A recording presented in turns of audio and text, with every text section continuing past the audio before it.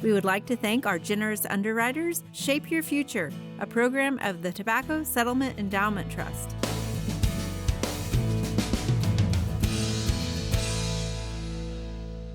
It's early spring and time to start getting those garden beds ready. Joining me today is Dylan Jasna with Shape Your Future. Dylan, I know it's so nice to get out in fresh air, right? Finally. It is time. And so I think a lot of times when we go out and look at our garden bed, we're like, oh, look there are stuff growing, right? Some of us call it free cover crops, right? Okay. These weeds that are growing. But I think a lot of times, you know, if you're new to gardening, you're like, what do I do again, right? I was so excited last year and I'm still excited, but I don't know what to do with this. So we're going to talk about this if you want to join me down here. So essentially we've got some weeds that are growing in here, right? And these weeds are kind of like a cover crop because they've been holding the soil in place. So what we're going to do is just kind of clean out this bed. And there's a couple of ways we can do this, right? We could just hand pull it, which is, I think, is more appropriate here. So if you don't mind physically getting a little like into this with me. And you know, doing this by hand, it gets you active. And that's what we're all about here at Shape Your Future. We like to see people out in the garden. And this is great exercise. You know, you're standing up, you're sitting down, you're getting into the weeds, just getting that movement in every day. All right. You get yours finished up. I'm gonna grab a rake here. Okay. And now while you grab that, do I need to pull out this irrigation tube? Yeah, that's a good point. If you want to just grab the end of that and we'll roll that back here. Okay. Perfect.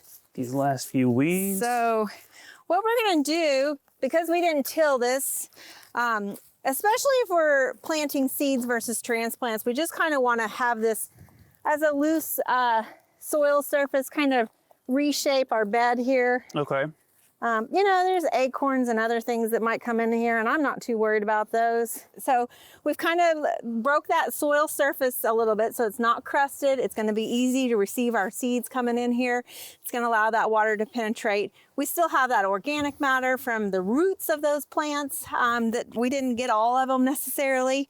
Okay, so what can we do with these weeds? Should I throw them away or can I use them? Right, good question. So these are really good material to add to your compost pile. So just because we didn't use them in this bed doesn't mean it'll actually return benefit later on because they don't have insects or diseases on. Those are the two big things. If you notice that, then you don't want to add them to your compost pile. But these are just weeds, so let's utilize them in our compost. Perfect. Now, what if I want to start a raised bed from scratch? All right, so we got to fill that bed with a lot of material, right? Yeah. Let's go take a look at that first.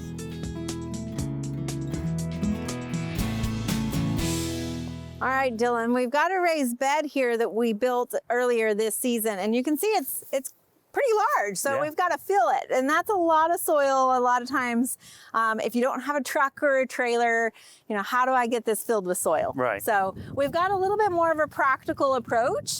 There are some benefits, but there are also some drawbacks to it. So we're going to talk through that. Okay. So we got a bale of hay here, or straw, I should say. It is straw, not hay, which is just the wheat stalks essentially. We're going to pop these strings off. Okay.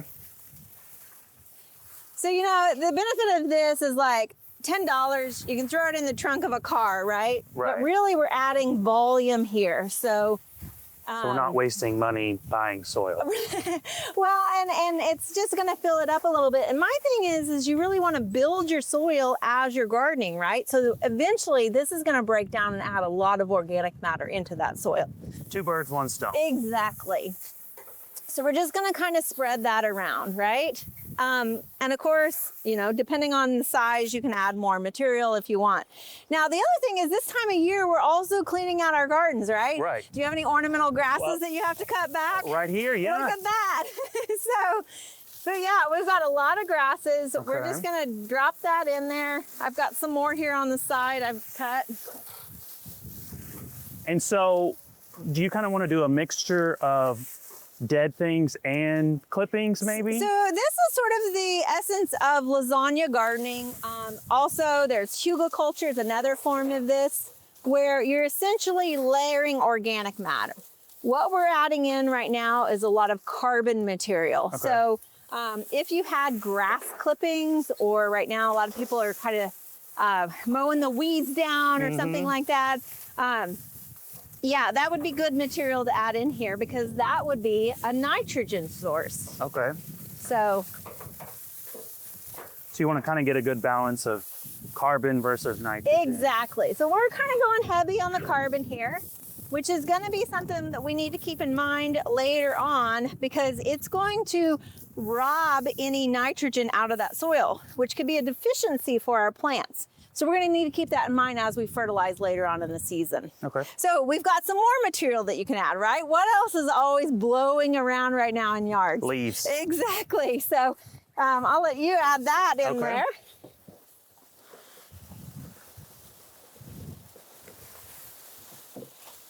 This is filling up fast. Exactly. And I guarantee you, so even if you didn't want to buy any material, right? Your neighbors would be more than happy to give you bags of leaves. Oh, yes, they would. And on this, you can see we've got large leaves, but then on this, we actually mowed it with a mulching mower, which is nice because it's going to shred it up a little bit more, which will allow it to break down faster. Okay. So bigger material is not going to break down as fast as small material will. Now, do you have to worry about this shrinking down once we start to fill it? Absolutely. And what you'll find is when we add the soil, it's going to drop because soil is a lot heavier. And so we're still going to need to add a fair amount of soil to this. But really, for this first season, we only need about 6 inches of soil, 6 to 8 inches of soil. That's where our vegetable roots are going to establish themselves.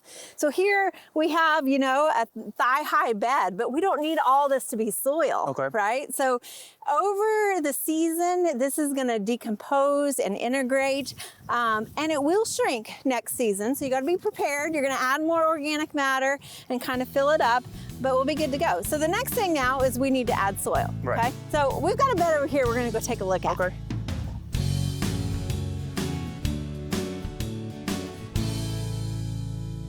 So Dylan, essentially we have the same bed here that we had over there. So we did the same thing underneath this, and you can see we've started adding soil. We still need to add a little bit more. Now, is this soil just composted soil? Yeah, so essentially, you know, the compost pile that we added our weeds to as it's broken down, and it does have soil. It's not just straight compost, so it's kind of a good mix of everything.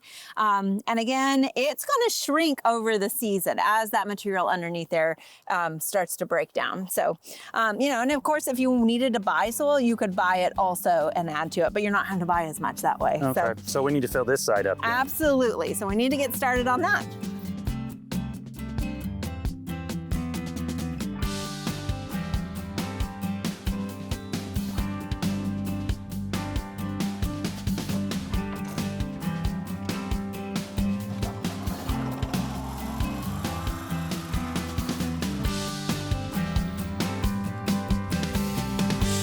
All right, Dylan, how are your muscles?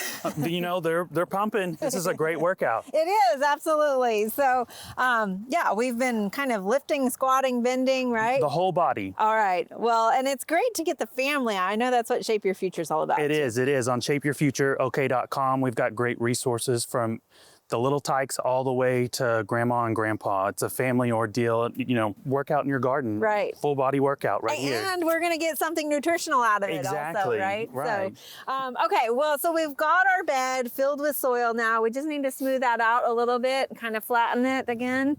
You can see we've got some nice organic matter in here that's going to break down. Now, as I mentioned before, it's got a lot of carbon in the bottom. So just through decomposition, it's going to kind of tie up a lot of nitrogen. So we're going to sprinkle a balanced fertilizer here on top. This is a slow release fertilizer. And so by sprinkling it now, when we plant our plants, it's going to incorporate it, okay? So you just want to make sure that as you go through the season, you might need to side dress your plants a little bit because, again, that nutrients. So it is not time to plant tomatoes and peppers. That's always the biggest question. However, it is time to plant cool season crops. Which is what we have here. Exactly. So these are some transplants we started earlier, getting a little big, but they're very healthy. So we've got a lot of, you know, greens, broccolis, cauliflower. Got some kale here. There you go, Swiss chard. So we're just gonna kind of do a little mix of these plants here. And you can see you might want to tease some of the roots a little bit if they're kind of root bound. And how far apart do you want to plant these? So it kind of depends on what you're planting, but I usually plant things about 8 to 12 inches apart. Onions, if you're planting onions, like we have a few that have been grown in pots here, obviously those you can put a little closer together. So we've got actually, if you want to grab that irrigation, let's go ahead and lay that main pipe down while we're doing this. So that way we've got that in there. If you're growing your own transplants, you want to have hardened them off. So these were growing in a greenhouse, but a few days ago, we started pulling them out into the environment that they were going to be growing in, because essentially it's like we're kicking the babies outside, right? You don't want to shock them. Absolutely. And so we've got these, we initially put them in shade just so that they would acclimate a little bit to the bright sun. Also, the wind is a factor here in Oklahoma. So that wind that they're exposed to in kind of a sheltered location will sort of make them a little bit stronger. And then they're going to be ready to grow out now. Now, how deep do you want to plant these? Good question. So yeah, we want to make sure that we're planting them at the depth that they're already growing. So you can kind of see where they're at. So we'll just essentially put soil around that space again. So if you plant them too deep, then you have to worry about them rotting.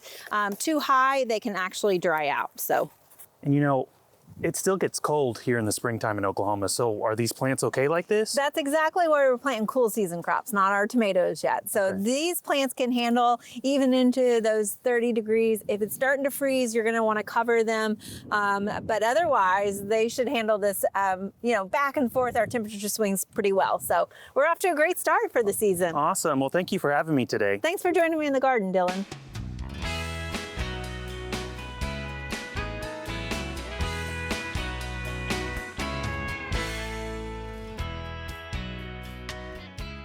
We hope you enjoyed this video as part of our Oklahoma Gardening YouTube channel. You can also find even more videos on the OK Gardening Classics YouTube channel. And join us on social media for great gardening tips, photos, and discussion.